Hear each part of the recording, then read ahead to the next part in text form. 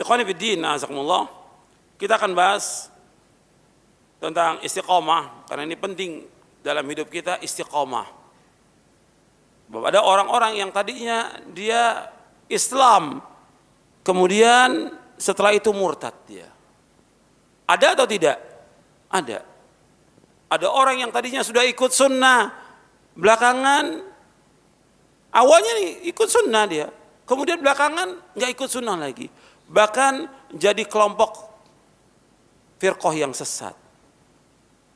Ada orang yang belajar sunnah, jangan sekarang, di zaman dulu sudah ada. Ada seorang yang pernah belajar dengan Ibnu Abbas. Belajar Ibnu Abbas. Ibnu Abbas itu siapa? Sahabat Nabi yang alim. Dia habr wa bahr. Habr wa bahr. Artinya sebagai ulama dan lautan ilmu Ibnu Abbas ini.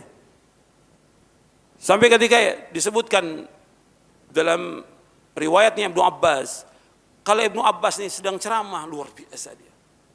Ayatnya, tafsirnya luar biasa Ibnu Abbas. Sampai katakan kalau seandainya penduduk Dailam mendengar ceramah Ibnu Abbas, masuk Islam mereka semuanya. Subhanallah, hebatnya Ibnu Abbas. Dan dia yang ceramah di depannya orang-orang Khawarij, sampai keluar ribuan Khawarij itu taubat kepada Allah, Ibnu Abbas.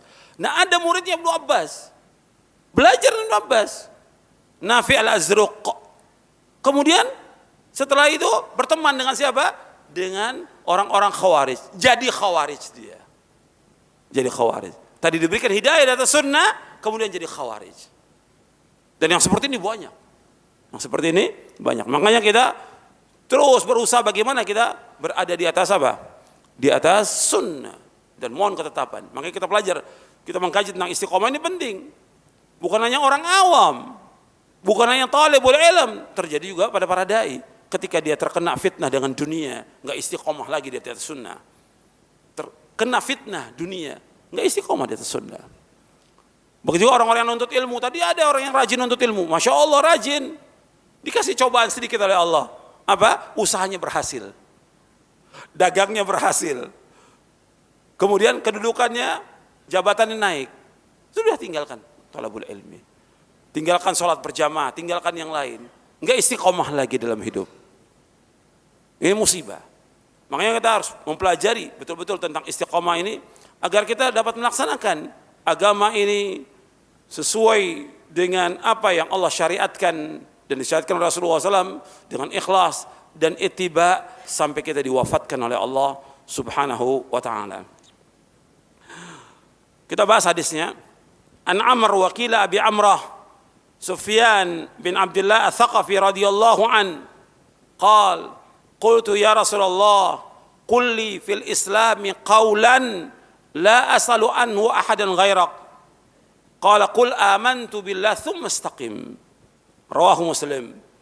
Dari Amr wa qila Abi Amrah, ada yang mengatakan Abu Amrah Sufyan bin Abdullah Al-Thaqafi radhiyallahu an qala, ia berkata, qultu, aku bertanya kepada Rasulullah, ya Rasulullah, qul li fil Islam qawlan la as'alu anhu ahadan ghairak. Katakan kepadaku dalam agama Islam ini, di dalam Islam ini sebuah perkataan yang tidak aku bertanya lagi kepada orang lain. Katakan kepadaku satu kalimat yang aku nggak akan tanya lagi kepada orang lain. Maka Rasulullah menjawab sallallahu alaihi wasallam, qul amantu billah tsumma istaqim. Katakanlah, aku beriman kepada Allah, kemudian istiqomah. Nabi SAW diberikan oleh Allah jawami'ul kalim. Dan ini diantara keutamaan Rasulullah SAW, diantara para anbiya wa rusul alaihi wassalatu wassalam. Keutamaan Nabi banyak, puluhan keutamaan Rasulullah SAW dibandingkan dengan para Nabi dan para Rasul alaihi wassalatu wassalam. Maka beliau adalah Sayyidul Anbiya wal Mursalin. Di antara keutamaan yang Allah berikan kepada Nabi Muhammad sallallahu alaihi wasallam yaitu jawami'ul kalim. Yaitu diberikan perkataan yang singkat, padat, maknanya luas. Nabi sallallahu alaihi wasallam mengatakan satu kalimat itu maknanya luas. Bahkan kalimat yang pendek saja satu hadis itu bisa orang ambil fawaid lebih dari 50 faedah. Mengambil istinbat dari kalimat yang pendek. Ini aja termasuk tentang amantu billah tsumma istaqim, luas maknanya.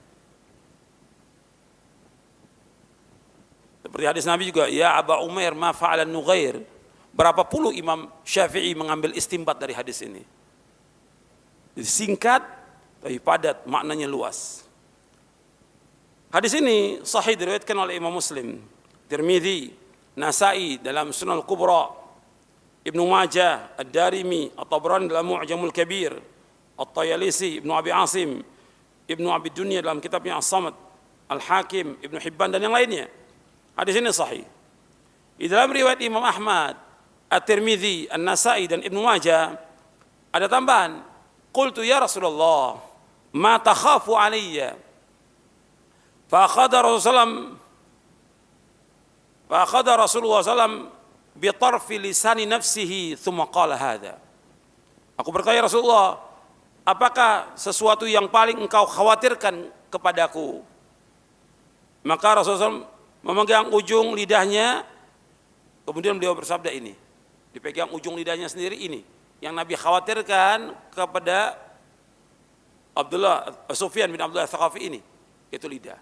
Artinya Rasulullah khawatir kepada semua kaum muslimin tentang lidah ini.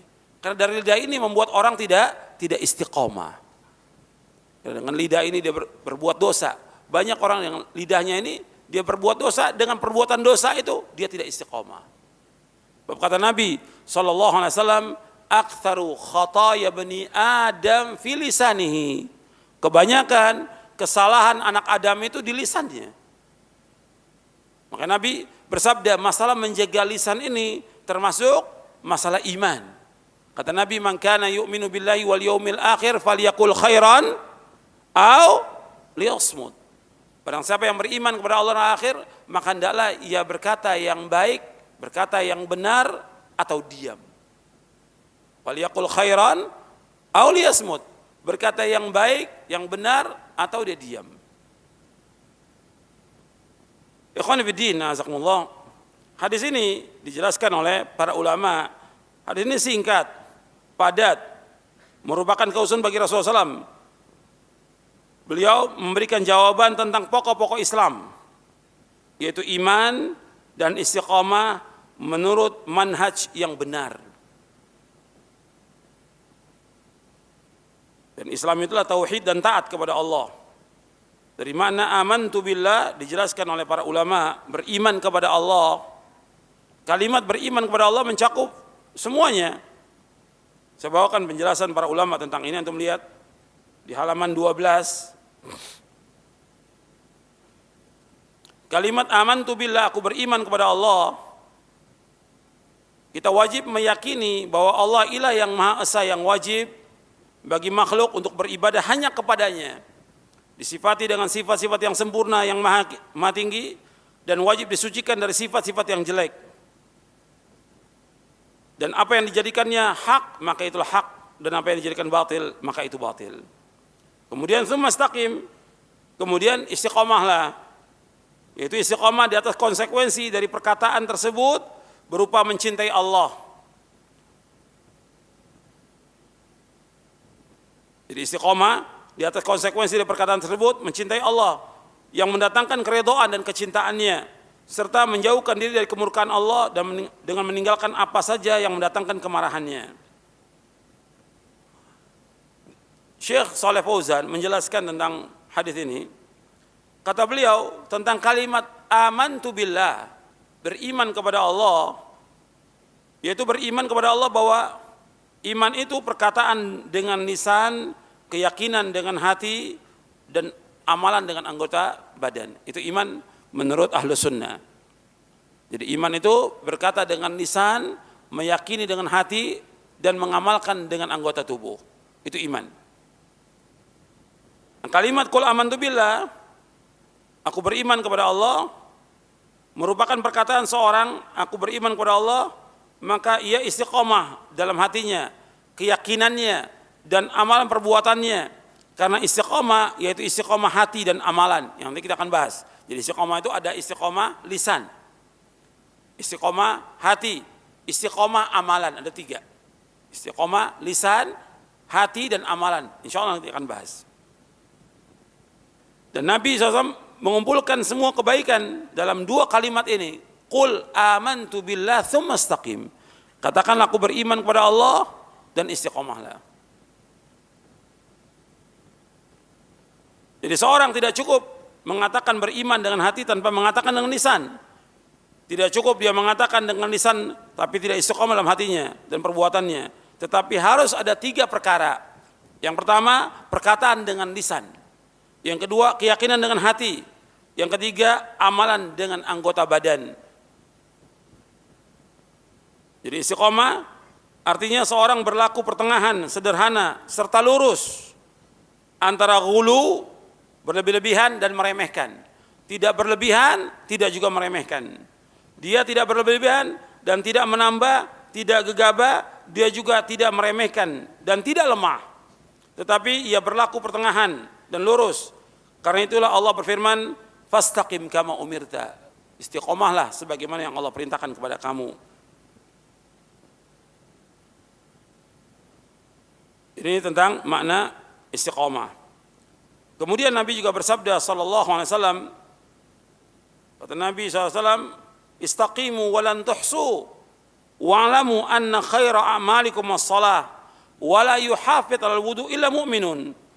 Hendaklah istiqamah. Walan tuhsu, dan pasti kamu tidak akan mampu semuanya untuk melaksanakan. Wa'lamu, ketahuilah, anna khaira a'malikum as-salah, sebaik-baik amalan kalian adalah salat. Wala yuhafidh 'alal wudu illa mu'minun, dan tidak menjaga wudu itu kecuali orang beriman. Hadis ini sahih dari Imam Ahmad dan Ibnu Majah. Jadi maksudnya, meskipun seorang sudah beramal dan giat dalam beramal, dia tidak akan mampu menjalani seluruh agama ini. Karena perintah-perintah agama itu banyak. Dan engkau pasti kurang dalam mengerjakannya. Engkau adalah hamba yang lemah. Maka hendaklah beristighfar, karena istighfar menghapus dosa dan kesalahan yang telah engkau perbuat dan mencukupi kekurangan yang engkau lakukan. Jadi istiqomah adalah perkara yang agung dan manusia tidak boleh berlebihan dan tidak boleh juga meremehkan. Kalau Syekh Muhammad bin Shalih Al-Utsaimin rahimahullah menjelaskan tentang makna amantu billah, beriman kepada Allah, beliau menjelaskan kalimat iman kepada Allah ini mencakup iman tentang adanya Allah. Yang kedua, iman tentang rububiyahnya Allah. Yang ketiga, iman tentang uluhiyahnya Allah. Yang keempat, iman tentang asma wa sifat. Perhatikan di sini. Tentang adanya Allah diakui oleh semua makhluk tentang adanya Allah. Yang kedua, tentang rububiyahnya Allah. Hatta kaum musyrikin mengakui tentang rububiyah Allah. Kaum musyrikin. Saya mau tanya kepada antum, kaum musyrikin mengakui tidak tentang rububiyah Allah? Siapa yang bisa sebutkan ayatnya? Nah.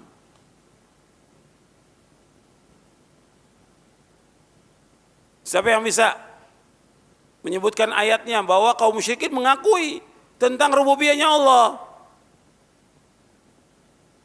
Ini kan sebagian besar yang depan ini ustadz-ustadz ini. Tolong dijawab.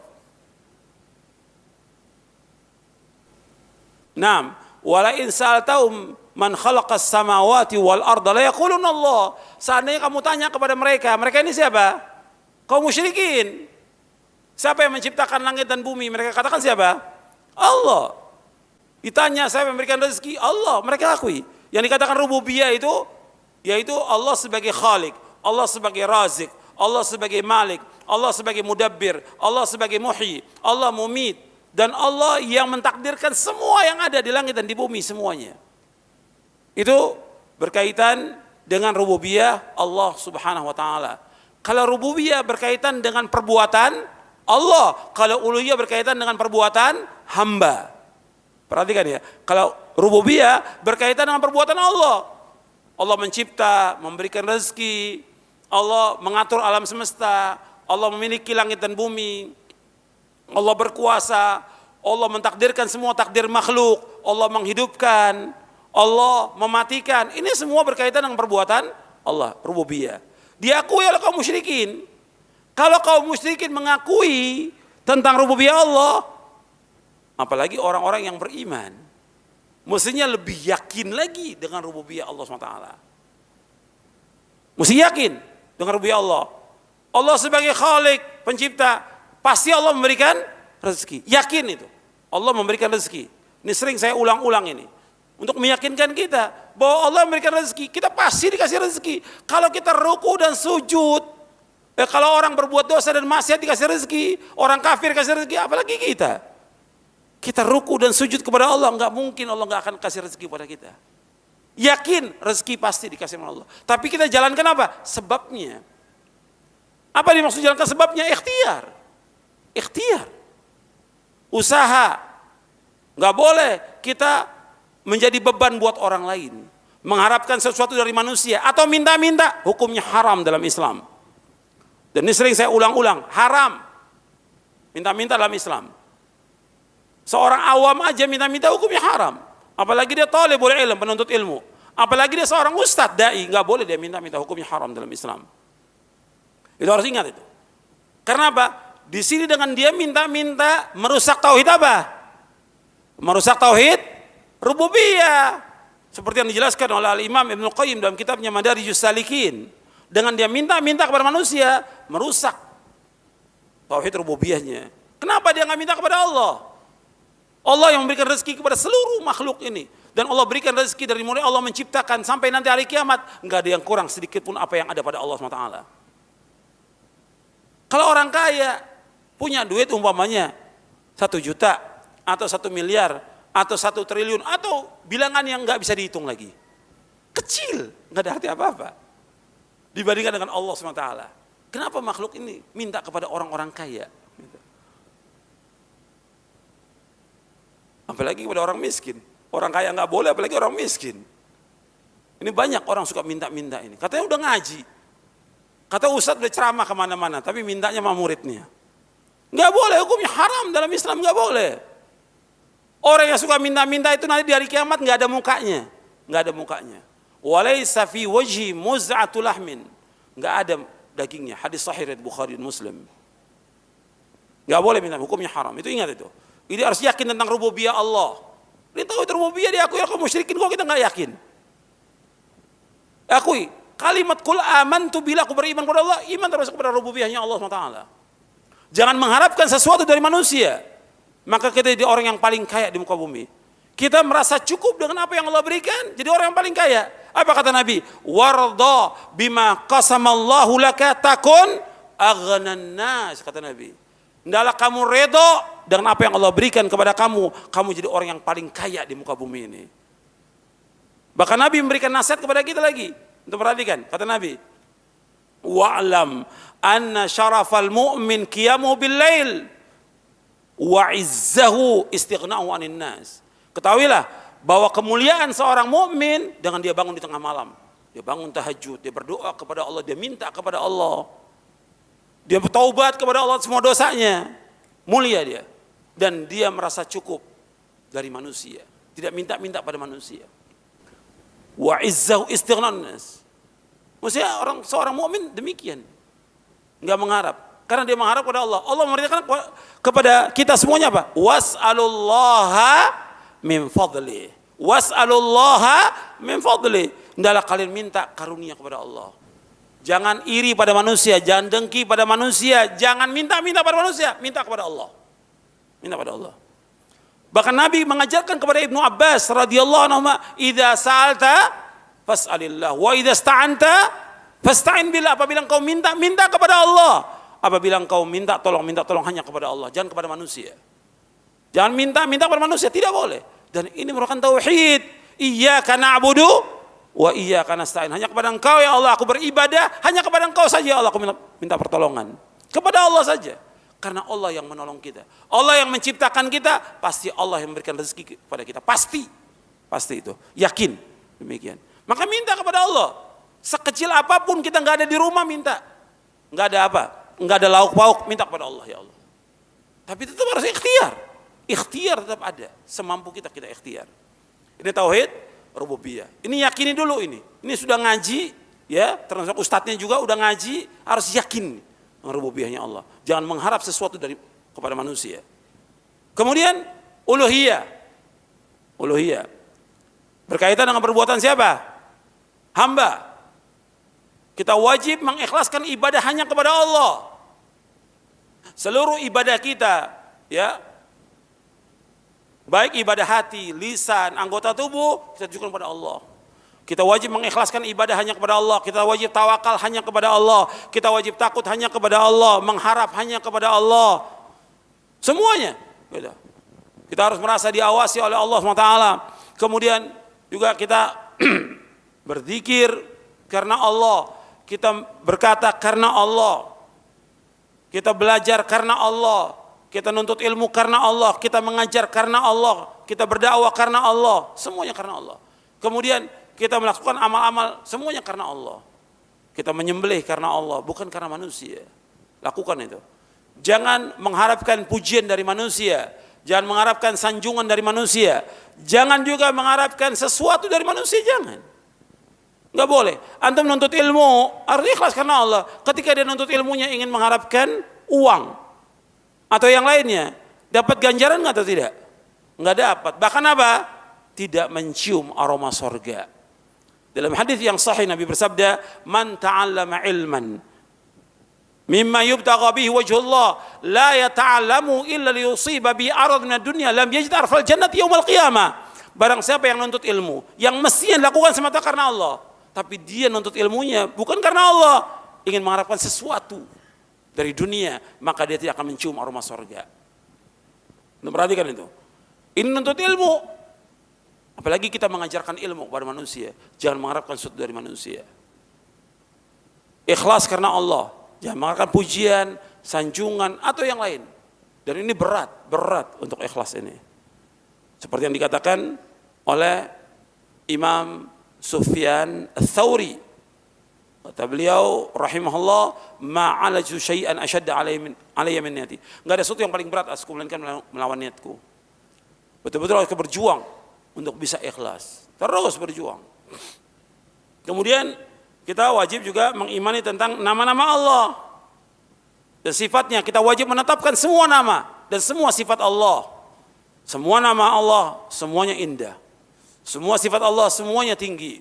Kita wajib menetapkan semuanya, enggak boleh kita mengingkarinya.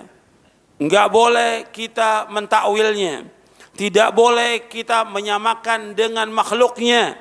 Dan tidak boleh kita menanyakan tentang bagaimana sifat Allah. Karena nggak ada yang tahu tentang sifat Allah. Kita wajib menamakan. Kita wajib mengimani tentang semua nama dan sifat Allah. Nggak boleh kita mengingkarinya. Nggak boleh kita mentakwilkannya. Nggak boleh menyamakan dengan makhluk. Tidak boleh. Laisa kamitslihi syai'un wa huwas samiul basir. Nggak ada sesuatu yang sama dengan Allah. Dan Allah itu maha mendengar dan Allah itu maha melihat. Allah juga berfirman, walam yakul lahu kufuwan. Walam yakul lahu kufuwan. Enggak ada satupun yang sama dengan Allah. Enggak ada yang setara dengan Allah. Enggak ada yang sebanding dengan Allah. Kemudian enggak boleh kita menanyakan tentang bagaimana sifat Allah, enggak boleh. Enggak ada yang enggak tahu.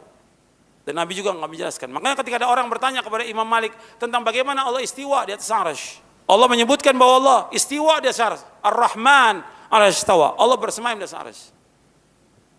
Ada yang nanya, belum pernah ada sahabat yang nanya. Hatta dari gunung, hatta dari desa, belum pernah ada yang nanya kepada Nabi bagaimana istiwa, belum pernah ada yang nanya. Zaman Nabi, kemudian setelah itu zaman Nabi, nggak ada yang nanya. Tiba-tiba ada satu orang nanya kepada Imam Malik. Maka Imam Malik ketika ditanya, seperti dijelaskan oleh Syekhul Islam Ibnu Taimiyah dalam Majmu' Fatawanya, tunduk Imam Malik. Tunduk. Karena belum ada orang bertanya tentang bagaimana istiwanya Allah, sampai keluar keringat. Dijelaskan oleh Syekhul Islam sampai keluar keringat. Sudah lama baru Imam Malik menjawab, al-istiwa'u ma'lumun wal kaif majhulun wal imanu bihi wajib was su'alu anhu bid'ah. Kata beliau, al-istiwa ma'lum, istiwa sudah diketahui. Wal kaif majhul, tentang bagaimana Allah istiwa enggak ada yang tahu.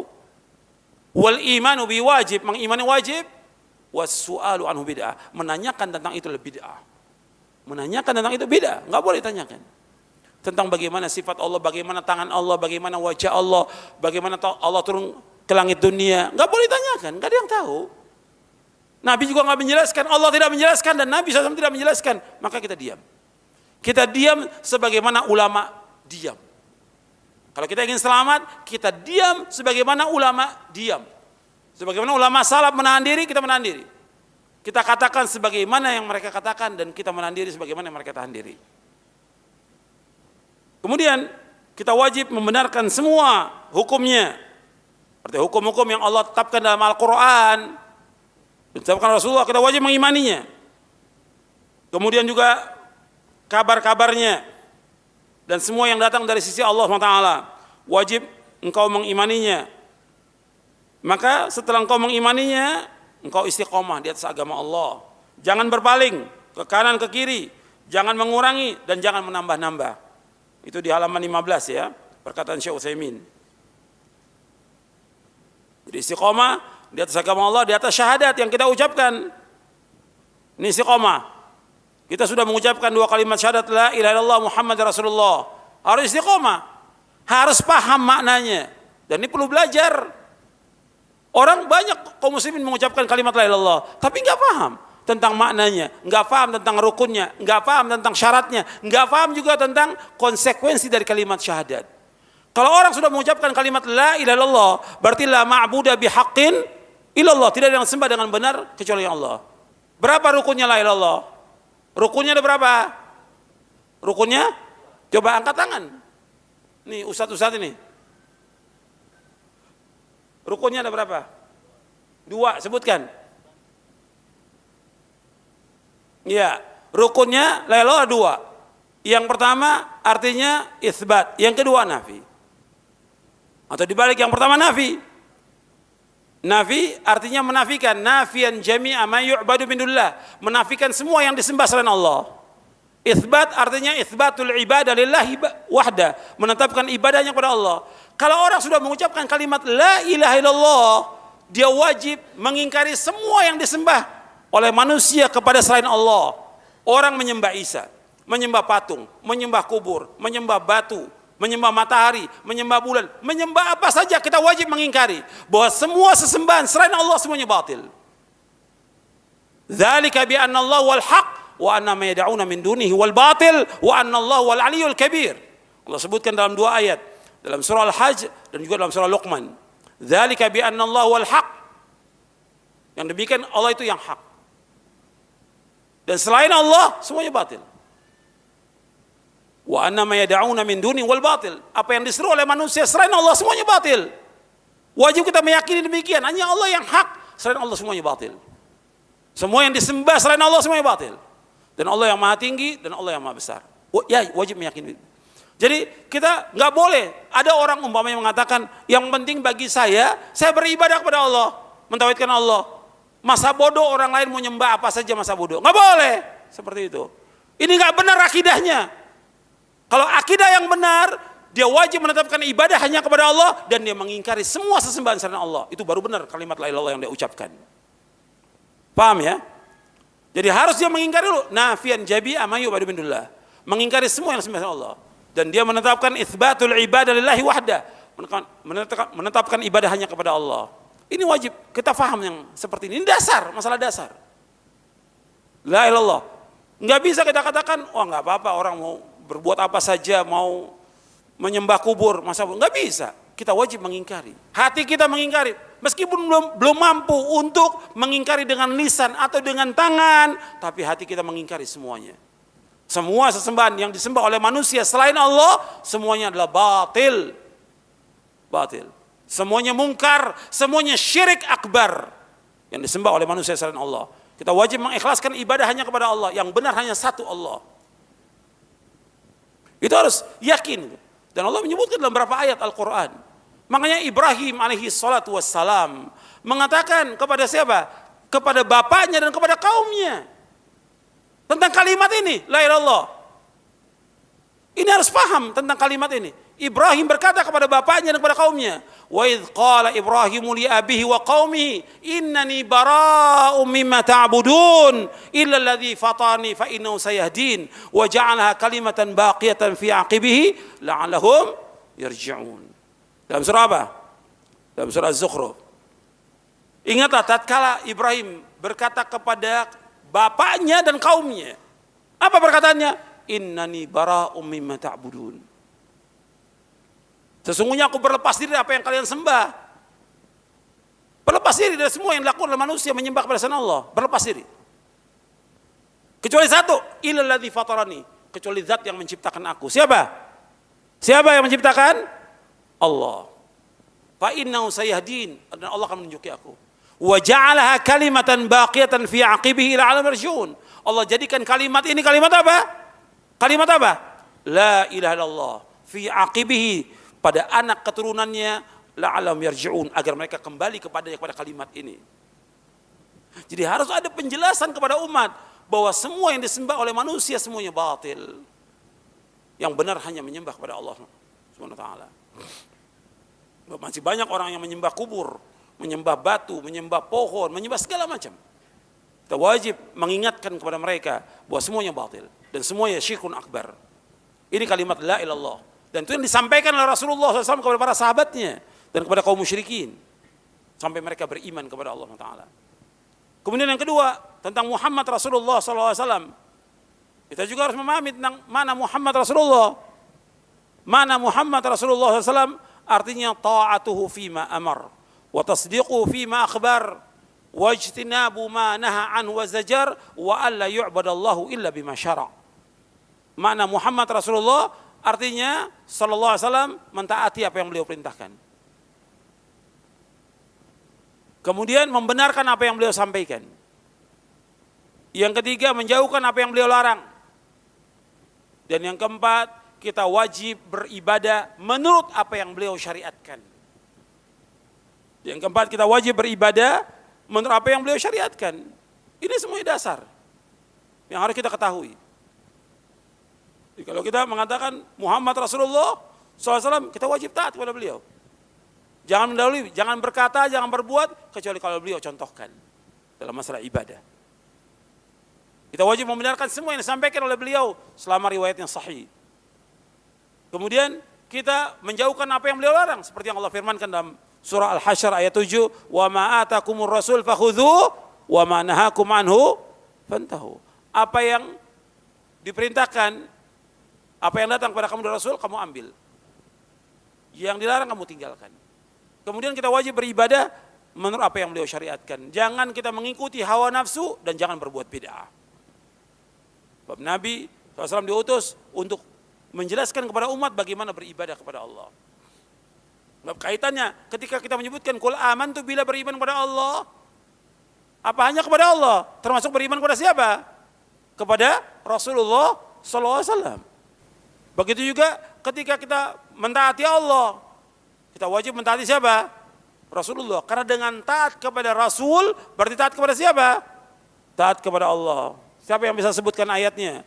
Barang siapa yang taat kepada Rasul berarti taat kepada siapa? Kepada Allah. Man yuti'ir rasula faqad ata Allah wa man tawalla fama arsalnaka alaihim hafizah. Dalam surah An-Nisa ayat 80. Barang siapa yang taat kepada Rasul berarti taat kepada Allah.